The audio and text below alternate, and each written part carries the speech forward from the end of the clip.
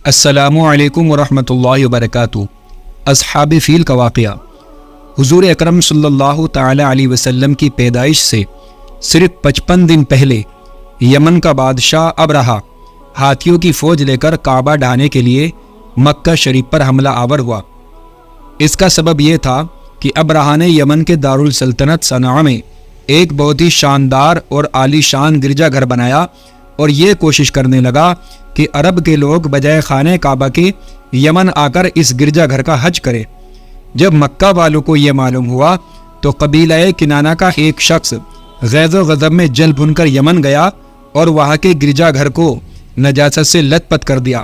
جب ابرہہ نے یہ واقعہ سنا تو وہ طیش میں آپے سے باہر ہو گیا اور خانہ کعبہ کو ڈھانے کے لیے ہاتھیوں کی فوج لے کر مکہ شریف پر حملہ کر دیا، اور اس کی فوج کے اگلے دستے نے مکہ شریف والوں کے تمام اونٹوں اور دوسرے مویشیوں کو چھین لیا۔ اس میں 200 یا 400 اونٹ حضرت عبد المطلب کے بھی تھے۔ زرقانی جلد نمبر 1 صفحہ نمبر 85۔ حضرت عبد المطلب کو اس واقعے سے بڑا رنج ہوا، چنانچہ آپ اس معاملے میں گفتگو کے لیے اس کے لشکر میں تشریف لے گئے۔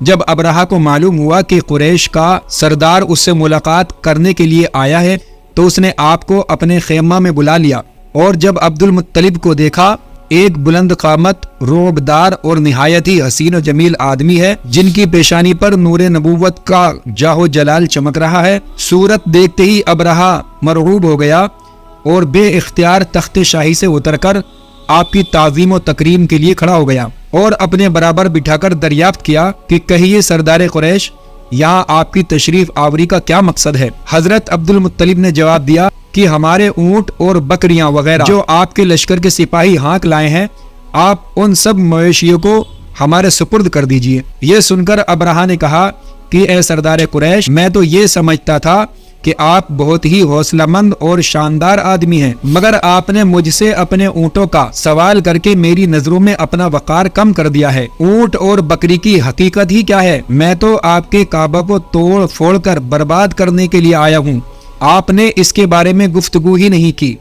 عبد المطلب نے کہا کہ مجھے تو اپنے اونٹوں سے مطلب ہے، کعبہ میرا گھر نہیں بلکہ وہ خدا کا گھر ہے، وہ خدا اپنے گھر کو بچا لے گا، مجھے کعبہ کی ذرا بھی فکر نہیں ہے۔ یہ سن کر ابرہہ اپنے فرعونی لہجے میں کہنے لگا کہ اے سردار مکہ، سن لیجئے، میں کعبہ کو ڈھا کر اس کی اینٹ سے اینٹ بجا دوں گا اور روئے زمین سے اس کا نام و نشان مٹا دوں گا، کیونکہ مکہ والوں نے میرے گرجا گھر کی بڑی بے حرمتی کی ہے، اس لیے میں اس کا انتقام لینے کے لیے کعبہ کو مسمار کر دینا ضروری سمجھتا ہوں۔ عبد المطلب نے فرمایا کہ پھر آپ جانے اور خدا جانے، میں آپ سے سفارش کرنے والا کون ہوں، مجھے تو بس میرا اونٹ لوٹا دو۔ بس اس گفتگو کے بعد ابرہہ نے تمام جانوروں کو واپس کر دینے کا حکم دے دیا اور عبد المطلب تمام اونٹوں اور بکریوں کو ساتھ لے کر اپنے گھر چلے گئے، اور مکہ والوں سے فرمایا کہ تم لوگ اپنے اپنے مال مویشیوں کو لے کر مکہ سے باہر نکل جاؤ اور پہاڑوں کی چوٹیوں پر چڑھ کر اور دروں میں چھپ کر پناہ لو۔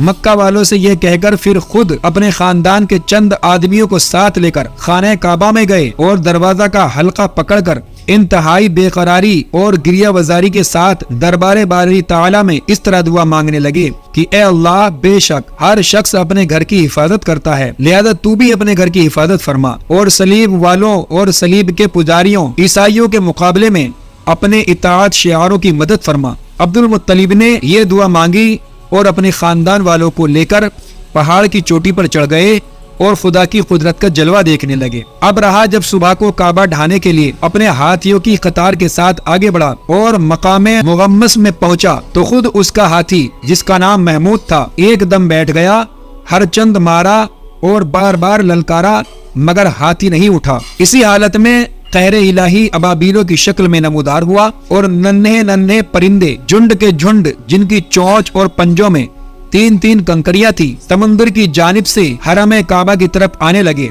ابابیلوں کے ان دل بدل لشکروں نے ابرہہ کی فوجوں پر اس زور شور سے سنگ باری شروع کر دی کہ آن کی آن میں ابرہہ کا لشکر اور اس کے ہاتھیوں کے پرخچے اڑ گئے۔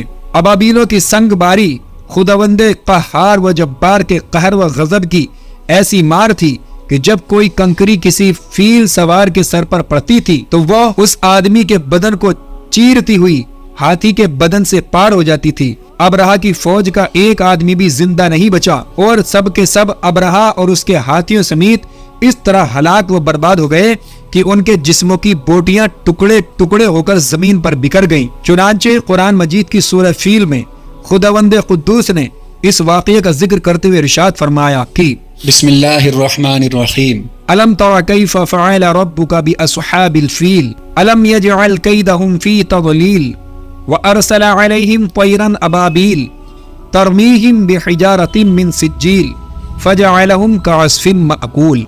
कुरान मजीद तर्जुमा कंजुल ईमान सूरह फील आयत नंबर 1 से 5। यानी ए महबूब, क्या आपने ना देखा कि आपके रब ने उन हाथी वालों का क्या हाल किया? क्या उनका दाव तबाही में ना डाला और उन पर परिंदों की टुकड़ियां भेजी ताकि उन्हें कंकर के पत्थर से मारें, तो उन्हें कर डाला जैसे खाई खेती की पत्ती। जब अबरहा और उसके लश्करों का ये अंजाम हुआ तो अब्दुल मुत्तलिब पहाड़ से नीचे उतरे और खुदा का शुक्र अदा किया। उनकी इस करामत का दूर दूर तक चर्चा हो गया और तमाम अहले अरब उनको एक खुदा रसीदा बुजुर्ग की हैसियत से काबिल एहतराम समझने लगे। ये हजरत अब्दुल मुत्तलिब हमारे नबी हजरत मोहम्मद मुस्तफ़ा सल्लल्लाहु अलैहि वसल्लम के दादा जान थे। जब हमारे नबी के दादा जान की ये शान है तो फिर खुद हमारे नबी हजरत मोहम्मद मुस्तफ़ा सल्लल्लाहु अलैहि वसल्लम की शान का आलम क्या होगा। सीरत मुस्तफ़ा सल्लल्लाहु ताला अलैहि वसल्लम का बयान आगे जारी रहेगा। आप चैनल पर बने रहें, अपना और अपने परिवार का ख्याल रखें, हमें दुआ में याद रखें। अल्लाह हाफिज। अस्सलामु अलैकुम व रहमतुल्लाहि व बरकातुहू।